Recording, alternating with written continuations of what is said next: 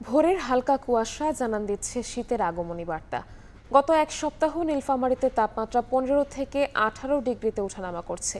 এই মুহূর্তে জেলায় আছেন সহকর্মী শাকির হোসেন বাদল, সরাসরি যাচ্ছি তার কাছে।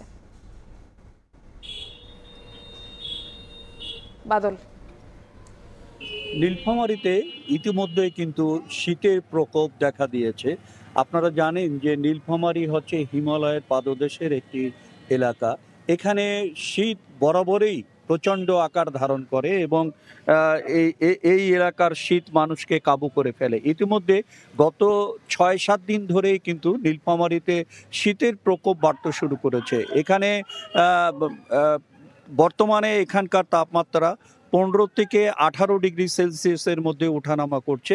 কুয়াশা যদিও এখনো প্রচণ্ড আকারে কুয়াশা পড়া শুরু করে নেই, তবে হালকা কুয়াশা পড়ছে, যা দৃষ্টিসীমা আপনার ৮০ মিটারের কাছাকাছি।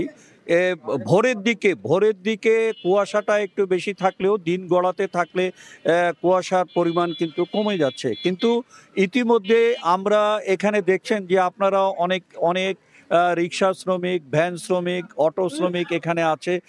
এদের সাথে আমরা কথা বলেছি, তারা বলছে যে ইতিমধ্যে কিন্তু শীতের ইমেজটা কিন্তু চলে এসছে। তারা কিন্তু ইতিমধ্যে গরম কাপড় পরেছে। দেখেছেন যে অনেক মানুষ এখন গত ৬ দিন ধরে কিন্তু শীতের প্রকোপ বাড়ায় মানুষ গরম কাপড় পরা শুরু করেছে। এবং এই অবস্থা আমি সৈয়দপুর বিমানবন্দর আবহাওয়া অফিসের কর্মকর্তা লোকমান হাকিমের সাথে কথা বলেছি। উনি বলছেন যে ক্রমান্বয়ে কিন্তু এই শীতের প্রকোপ নীলফামারীতে বৃদ্ধি পাবে, কারণ নীলফামারী কিন্তু মূলতই একটি শীত প্রধান এলাকা। এখানে যেহেতু এটি হিমালয়ের পাদদেশের একটি অংশ, এখানে শীতের প্রকোপ কিন্তু বরাবরই বেশি থাকে। এবারও তার কিন্তু ব্যতিক্রম হবে না। উনি বলছেন যে এখন যে অবস্থা, গত ৬ দিন ধরে আমি প্রথমেই আপনাদেরকে জানিয়েছি যে গত ৬ দিন ধরে এখানকার তাপমাত্রা 15 থেকে 18-র মধ্যে ওঠানামা করছে। আজকের মনে হয় সকাল বেলায় ভোরবেলার দিকে এই তাপমাত্রা সর্বনিম্ন তাপমাত্রা 15 ডিগ্রি সেলসিয়াস ছিল। এটি ক্রমান্বয়ে বাড়তে বাড়তে 28 পর্যন্ত, সারাদিনে সর্বোচ্চ 28 থেকে 30 পর্যন্ত ওঠানামা করছে। তো শীতের কারণে এখানে অলরেডি দেখা যাচ্ছে যে শীতের প্রকোপ বৃদ্ধি পাওয়ার কারণে হাসপাতালগুলোতে কিন্তু শিশু রোগীর সংখ্যা বৃদ্ধি পাচ্ছে।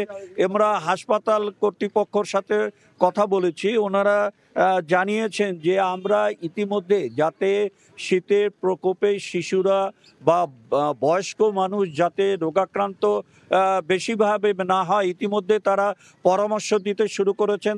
তারা বলছেন যে আমরা রোগীদেরকে পরামর্শ দিচ্ছি, অভিভাবকদের পরামর্শ দিচ্ছি যে আপনারা এখন থেকে গরম কাপড় ব্যবহার করেন এবং নিজেরাও গরম পানি খেয়ে খাবার অভ্যাস তৈরি করেন, যাতে করে এই শীতজনিত রোগ থেকে রক্ষা পেতে পারেন। এই ছিল আমার কাছে নীলফামারী থেকে শীত নিয়ে সর্বশেষ। আমরা সরাসরি যুক্ত ছিলাম নীলফামারীতে।